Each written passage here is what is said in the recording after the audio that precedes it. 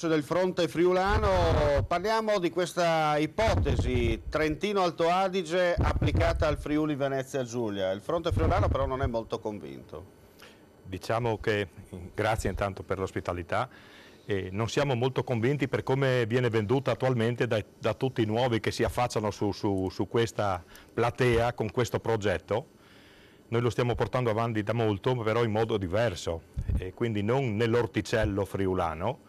La nostra preoccupazione è che sia Pordenone che Gorizia, due province che sono sempre state nella regione, abbiano il dubbio, o peggio ancora la paura di essere poi bistrattate da Udine. Certo, anche perché mi permetta, da una parte c'è la provincia di Gorizia, esatto, vecchio cuore del Friuli imperiale sotto l'Austria, dall'altra parte invece c'è Pordenone che fino al 68 era una costola udinese di esatto, una cosa, esatto.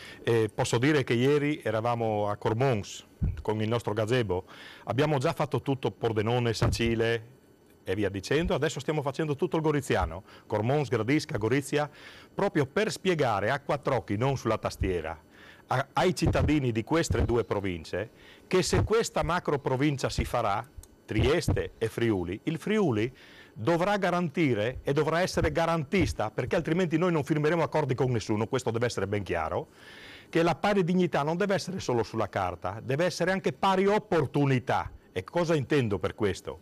Che se queste tre province assieme fanno 1.900.000 abitanti, i vari soldini che sono da distribuire, pari dignità vuol dire ogni cittadino pro capite avrà quel suo, non di meno perché Udine è più grande, non esiste proprio. Quindi il nostro lavoro in questo senso è proprio per garantire, per tranquillizzare queste due province.